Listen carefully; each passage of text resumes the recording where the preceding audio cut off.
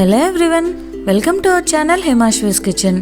ఎవరైనా మన ఛానల్ ఇంకా సబ్స్క్రైబ్ చేసుకోకపోతే వెంటనే సబ్స్క్రైబ్ చేసి బెల్ ఐకాన్ని క్లిక్ చేసేయండి. ఇవాళ మనం హేమాశ్వీస్ కిచెన్ స్పెషల్ ధనియాల కొబ్బరి పొడి ఎలా ప్రిపేర్ చేసుకోవాలో చూద్దాము. ఈ పొడి చక్కగా మీకు ఒకసారి చేసి పెట్టుకుంటే ఇడ్లీ, దోశ అలానే రైస్లోకి చాలా పర్ఫెక్ట్గా అనిపిస్తుంది.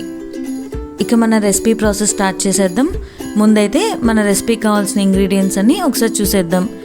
ఇక్కడ మనం ధనియాలు ఒక 1/2 కప్ తీసుకున్నాము. అలానే ఎండు కొబ్బరి ముక్కలు 1/2 కప్, ఎండుమిర్చి అనేది మన కారానికి తగ్గట్లుగా తీసుకోవాలి. వెల్లుల్లి, జీలకర్ర, అలానే పుటాని, వేయించిన శనగపప్పు తీసుకున్నాము. ఇక మనం ప్రాసెస్ స్టార్ట్ చేసేద్దాం.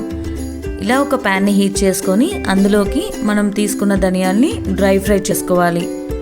ఆయిల్ ఏం యాడ్ చేసుకోకుండా ఫ్రై చేసుకుంటున్నాము. ఒక పెద్ద కప్పు శనగపప్పుకి 1/2 కప్పు ధనియాలు సరిపోతాయండి కరెక్ట్గా. ఇక్కడ మనం పచ్చివాసన పోయేంత వరకు ఫ్రై చేసుకోవాలి.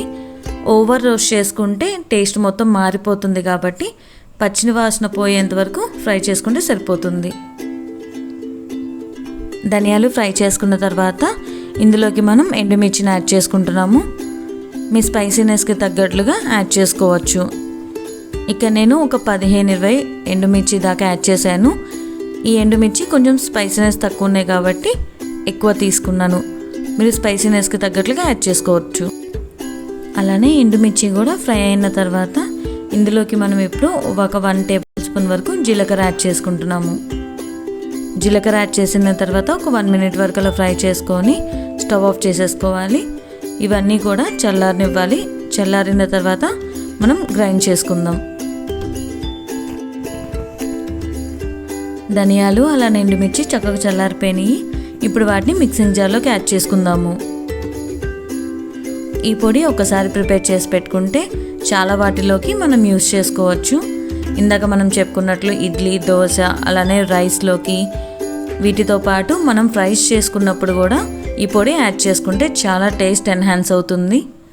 ఆల్రెడీ మనం కాకరకాయ ఫ్రై అనే వీడియోలో ఈ పొడి యాడ్ చేసామండి. ఒకసారి వీలుంటే అది చూసేయండి ఆ వీడియో. అలానే ఇప్పుడు ఎండు కొబ్బరి ముక్కలు ఇంకా వెల్లుల్లిని కూడా యాడ్ చేసుకున్నాము. ఒక వెల్లుల్లిని యాడ్ చేసాము ఇక్కడ.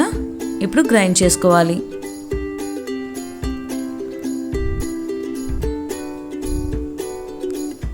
మన స్పైసెస్ చక్కగా గ్రైండ్ అయిపోయినాయి.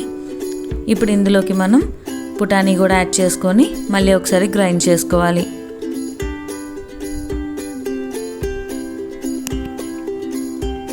వన్ కప్ పుటాని యాడ్ చేసాము. అలానే ఇందులోకి రుచికి సరిపడా సాల్ట్ యాడ్ చేసుకొని ఒకసారి మళ్ళీ గ్రైండ్ చేసుకోవాలి.